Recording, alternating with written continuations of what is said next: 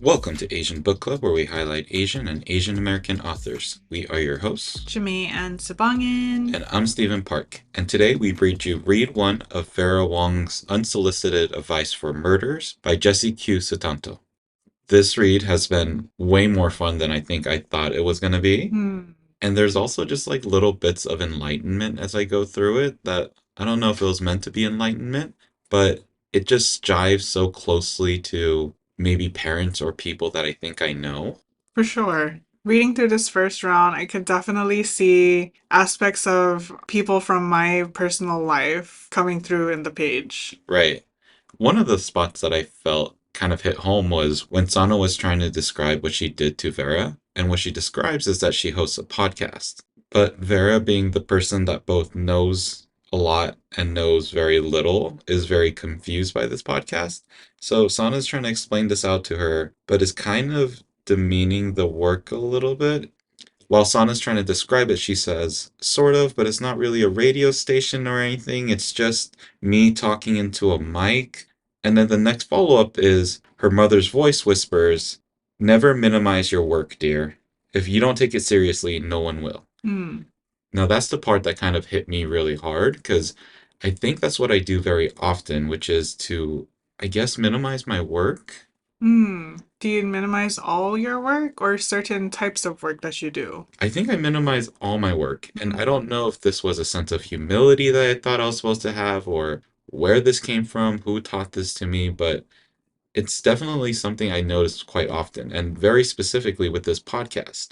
I think it's hard for me to advertise verbally what this podcast is because I'm still very shy about it. I'm not really ashamed of it. It's just more that I'm shy about it and I don't know how to explain my work to people in a way that I want to boast or to make people interested in what I'm doing. Fair. When people ask about the podcast because we walk around with our merch, a few people have asked, "Oh, how do I join?" or "Oh, what is it about?" And although I'm pretty quick to tell people what it's about, it's kind of hard for me to be like, "Listen in," because it's a face-to-face conversation and it's not something where I can just post about it and then let it go. Right. And I think this is where like having a business card or something is always easy because then I could just say, here, look at this, check this out, this is where this is, rather than me having to explain what it really is. Mhm. I think in a way there's a certain sense of an imposter syndrome that also takes place of me not feeling like I have the right tools or the right substance to be able to say that I am someone that hosts this or someone that encompasses what this subject or in this case what this Asian book club is. That's fair. I think another part is comparison Mhm. and knowing that there are other more popular book club-esque type podcasts out there and knowing behind the scenes what our numbers look like, it feels like, oh, we're not that big. But I think the important part is that we're doing work and we're doing work that matters. Right. On that note, we are consistently trying to get better at this. Yes. So, on top of us feeling like we can talk about it more, I think we're also going to start changing our format a little bit. So, you'll see that displayed on our Instagram a little bit differently. We're trying to make it so that things seem more flowy and things go the way that we were hoping that they would in terms of creating the content and the listener kind of experience that we're looking for. So you'll probably see a little bit of changes. I mean, within the last episodes, me and Jamae have talked about how do we make this sound more like a book club and less like a lecture, I guess. Yeah. So we're changing things, and this book is kind of that catalyst. Mm-hmm. But what we're not going to do is minimize our work because we do not need Sana's mom in our ear telling us to not do that. For sure. We're gonna tell ourselves these things. Yes. With that said, one thing that won't change is us supporting other Asian people and their businesses. And so we are going to go into our recommendation for the week. Our recommendation for the week is Asian American Girl Club. Asian American Girl Club is an apparel company made for and by Asian American women. They are interested in normalizing the next generation of AAPI gals through their content, clothing line, and book club. Their book club can be found on Instagram at AAGC Book Club. And you can learn more about their work on their website at asianamericangirlclub.com and on Instagram at Asian American Girl Club. Yep. And there's another really cool book club called Asian Book Club. That's a podcast that we promote. That you're listening to right now. Yeah. And that's going to be our recommendation for the week. Okay, so read one of Vera Wong's Unsolicited Advice for Murderers. Now, this is our first read, so we haven't really learned anything yet, Mm-hmm. but we learn a lot pretty quickly. Yeah, we learn a lot about the context. We jump into the main action pretty quickly. Mm-hmm. And just kind of a question for you is where did you place yourself in this story? Like, because it's based off of a location in the US. Mm-hmm. Where did you put yourself? You mean where's the story at? Uh-huh. It's in Chinatown of San Francisco. Right. I don't know why, but my brain kept going to New York. Mm, I don't know if there's a major difference because I kept thinking very tall buildings, very old buildings, which also could be San Francisco. mm-hmm. But it seemed very much like on the streets and the shop and everything was like right there in a massive city kind of aspect. Absolutely. It felt very crowded in terms of the buildings themselves. Right. So our first read were pages 1 through 84, and for everybody is chapters 1 through 10. And I think the best way to go about this is the way the book kind of presented it to us, and that's by going through the characters that we see. Yes. And that starts with the main character, Vera herself.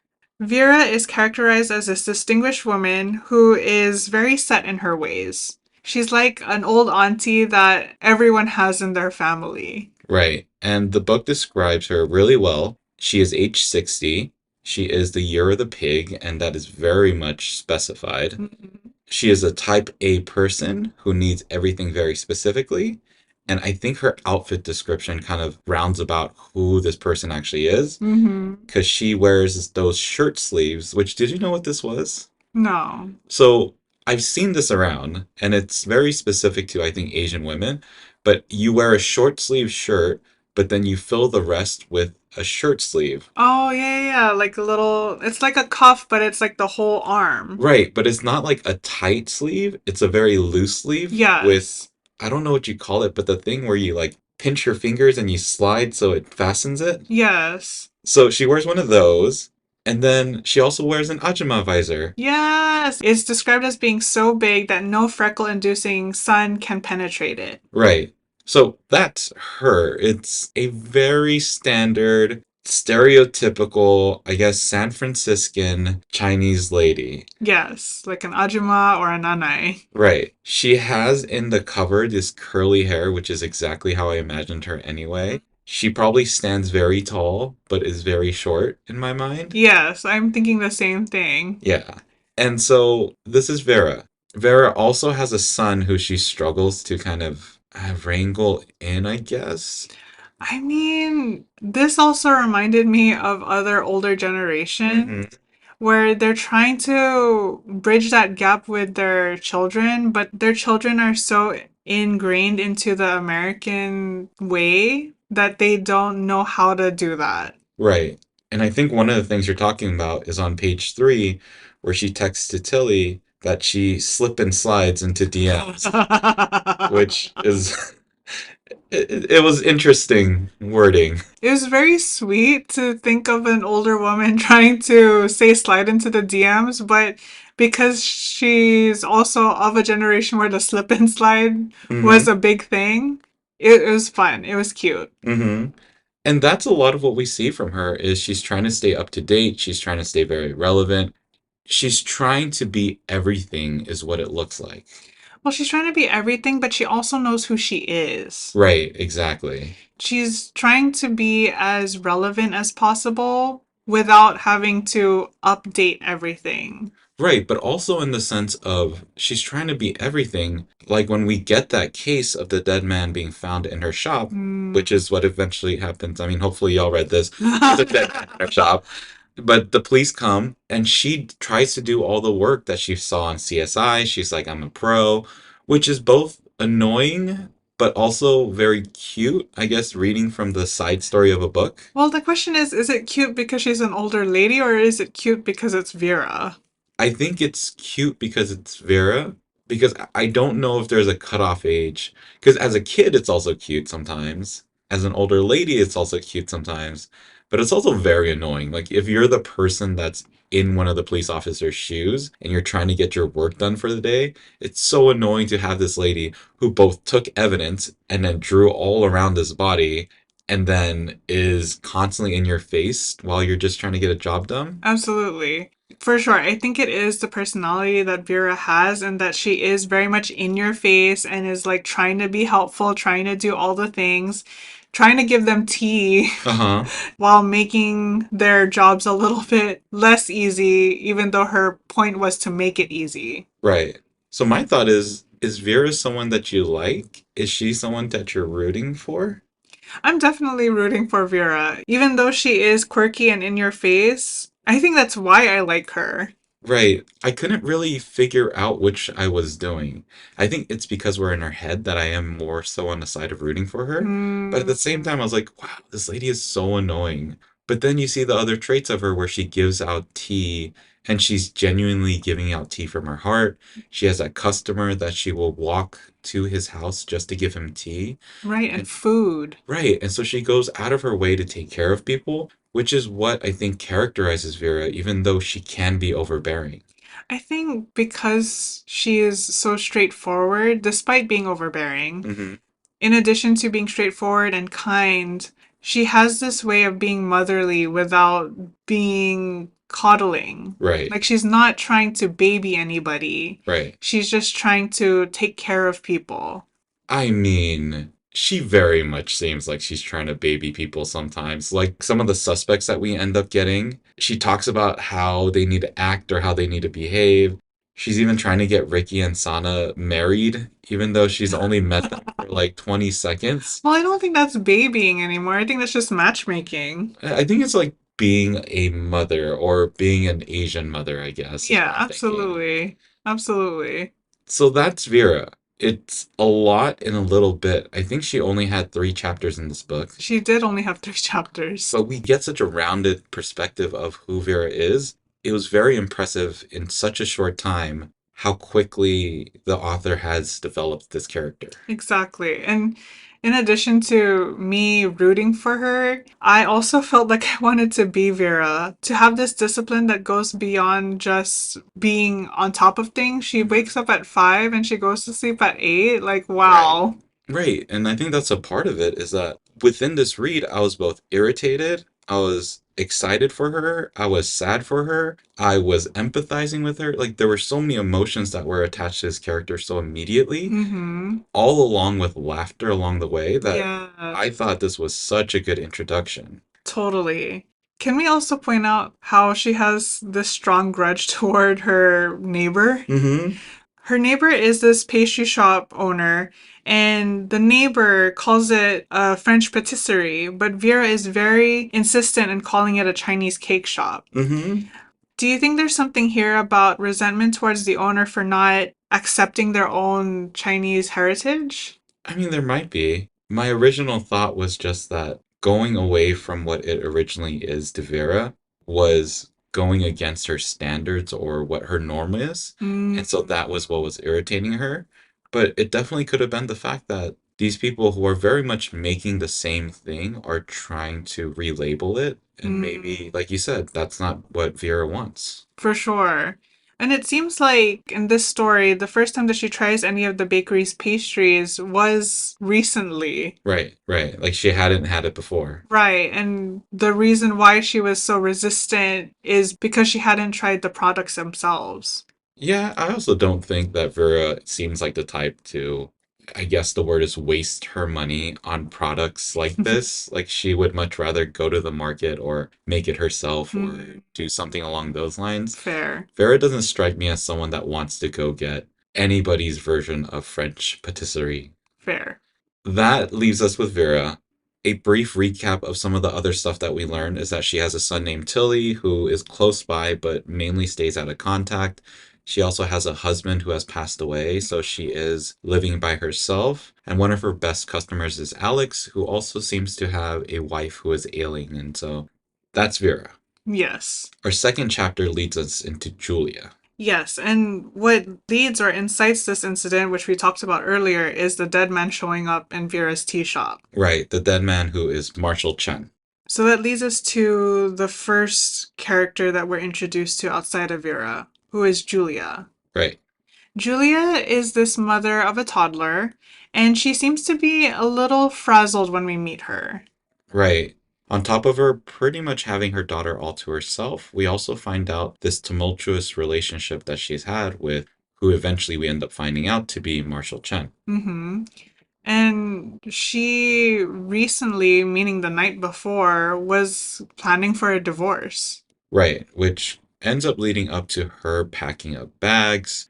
And it wasn't really her planning the divorce. It was more the fact that Marshall came in and talked about how well he's doing, so he was now leaving her behind. Right. And he was kind of leaning towards breaking away because he felt like he could leave her behind. Yeah, almost in the sense that he could do better than her. Yes. Which is unfortunate because Julia, from the short period that we read from her, she seems to be a very loving, if not devoted wife. Right, she's willing to do just about everything that needs to be done in terms of caring for the household, caring for the child. It seemed like they had a partnership that was working out as it was described or meant to be. Right. And it went beyond her being a devoted wife into her losing her personality herself. She doesn't even know what her favorite things are anymore. Right, and when we get in her chapter is that we find out a little bit about her, we find out about her shy daughter, but we also find the police coming in, and this is how the news is broken to Julia that her husband, at least the husband that was planning to leave her, has been found dead at the tea shop. Mm-hmm. And when she hears this news, her response is by laughing, Right. which is not the correct or which is not the response the officers were expecting. Right. It's weird to tell the now widower of the person that she was married to that she is now no longer going to have a husband, who the assumption would have been that she loved and still love at that time. Mm-hmm, for sure. And what I'm thinking is that sometimes when someone has grief, they don't know any other response but to laugh because there's nothing else to do. True, there's also a certain sense of irony that he was leaving her, and yet while she was worrying about him, this is the thing that happened. So Mm, he is technically leaving her, just not in the way that he thought it would happen. right, exactly. Also, as a side note, she's a widow, not a widower. Right. So this widow is also maybe found at another point in this book, but it's not officially named. So later on in the read, Vera is waiting for the murderer to come back because she's so certain that the murderer will come back to the scene of the crime. Mm-hmm. She is wrangling in suspects who we'll talk about next, but a person that she never really fully gets an account for is this person who I think Vera describes as a white lady tries to look through the window while she's holding a toddler. Mm-hmm. And the only white lady with a toddler that we know of right now is Julia. Right. So I honestly didn't put two and two together to think that that would be the case, but I think this was a theory that you had come up with. Yes, this is my theory so far. Right. So that is kind of suspect number one, but without it being suspect number one, because at this point we have no information of Julia that makes us think that she was one available at the time that Marshall was gone. And Mm-hmm. secondly, looking into her brain, she had no idea where Marshall was, so it would be weird that she would end up being the murderer. Right. But to the officers and to Vera, she might be a suspect. True. So let's talk about the actual suspects. These suspects are taken from the fact that Vera, once again, believes that the murderer will return to the scene of the crime. Mm-hmm. She had this whole elaborate plan of making sure that this information hit the newspapers, spread out as much information as possible so that a possible murderer would then show up and want to obtain the USB or for some reason show up to the scene of the crime again. Mm-hmm. This leads us to suspect number one, Ricky. Ricky was loitering outside of the tea shop, and Vera, like she always does, pops out and brings him in for tea. When she does this, he pretends to be a BuzzFeed writer who's trying to create an article on the death of Marshall. Right. And we have no idea why Ricky is there. From reading, we know he has some kind of guilt towards Marshall's death. Like he feels bad because he told Marshall that he's gonna murder him. Right. There seems to have been some kind of animosity between Ricky and Marshall, Mm-hmm. but nothing seems to have been described of what had actually happened. Right. We're left hanging at this first read about what exactly Marshall did to create this animosity. And as far as Vera knows, he is a journalist. He writes for BuzzFeed, which is the first thing that Ricky could think of in terms of who he could be a journalist for. Mhm. But otherwise, we don't know much more about who he is as a character. Right. He just seems to be this very kind and considerate person. He's the one who brought the pastries from the patisserie to Vera in order to bring a gift Right, of some sort. right. I think he's also Thai or some Indonesian. Indonesian. That's what he is. So that's probably where he gets this customary idea to bring something when he does go visit Vera. Definitely. What Vera sees of him is that, and this is in her notes, which is on page 56 to 57, is that what she suspects of Ricky Horwanto is he's too handsome to be a real reporter. Mm, He claims to be Gen Z, but looks more like millennial. But in her defense, she's thinking that murder ages you, so he might just look older than he actually is because of the guilt. mm, So that's our suspect number one. He's also the person that, within 2 days of talking to him very briefly, she wants to marry to Sana if they're both single and ready to mingle. So clearly, she sees something in him that must be good, as long as he's not a murderer, in Vera's words. I mean, she even says if they are murderers, they're still good people. Right, right. So then let's talk about Sana. So Sana is the second suspect that does show up. Ooh, that was a lot of S's. So Sana's the second suspect that does show up into Vera's tea shop, but very similarly to Ricky, she never originally steps into the tea shop.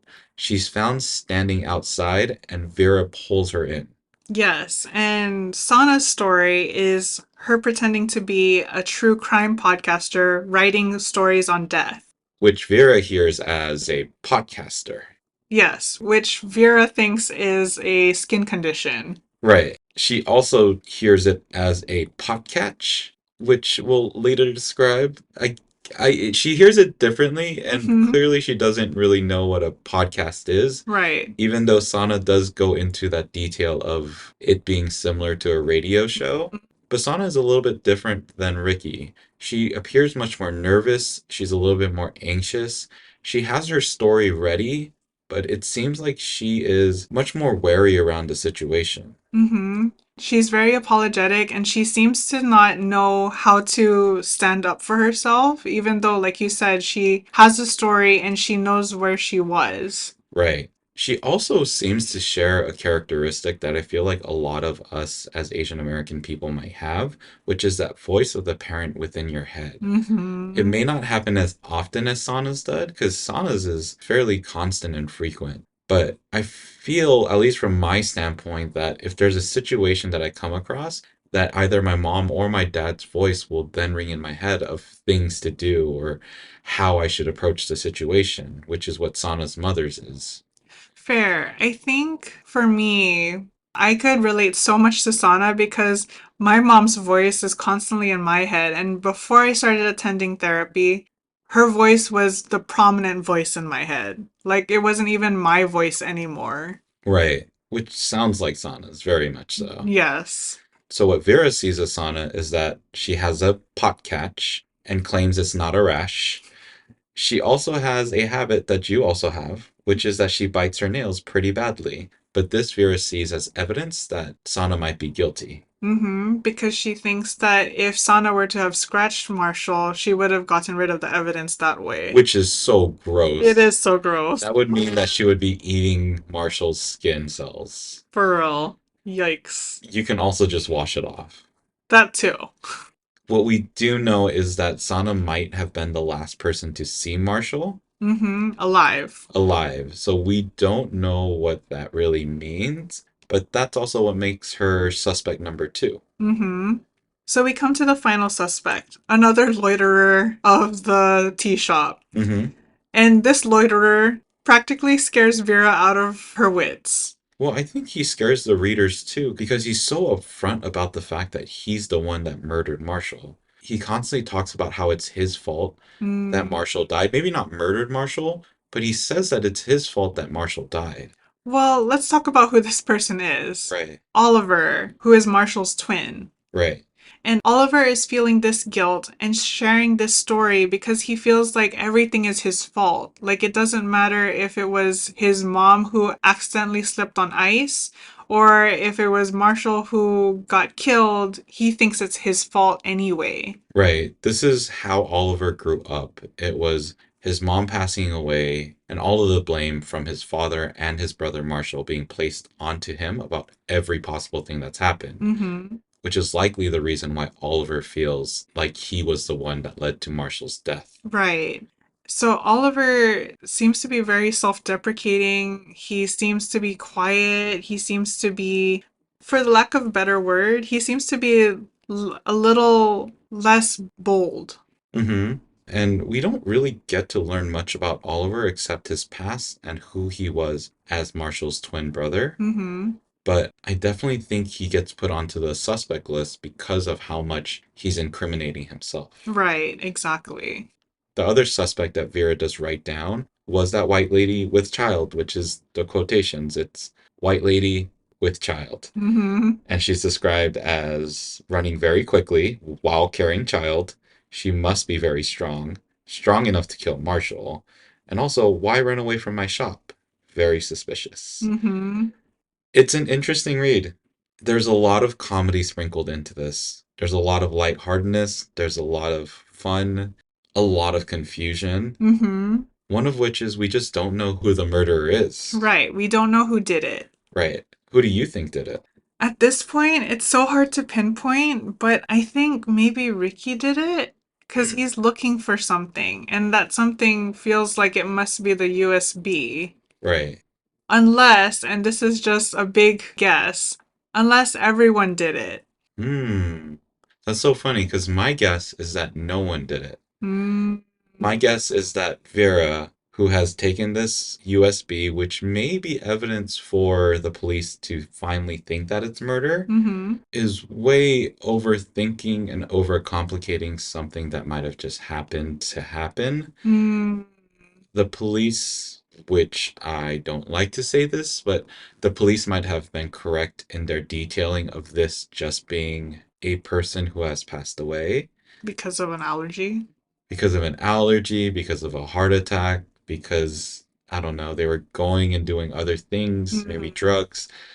I feel like a lot of these assumptions and presumptions on people is leading us to maybe not find the real suspect, but saying that the suspect may have never existed because maybe it wasn't a murder. mm, that's fair. Yeah. That's fair. Which I think kind of ties into what I was thinking. Not to say that everyone murdered Marshall, but maybe everyone had some kind of effect that led to his murder. Hmm.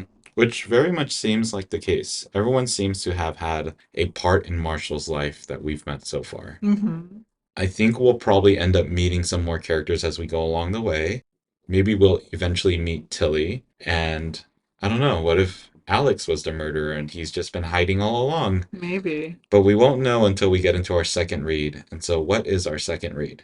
Our second read on the physical copy is pages 85 to 169, and for everyone, that's chapters 11 through 20. Yep. And so, for anyone following along, we're hoping that you're enjoying the book as much as we are. If you have any thoughts or predictions or any kind of questions that you think we can answer for you, how can people reach out to us? You can email us at asianbookclubpod@gmail.com or join the conversation on Instagram at asianbookclubpod. Yep, and we also have our website, which is asianbookclubpod.com, that has our bookshop, that has books that we've read in the past, books that we recommend, and books that we plan to read in the future.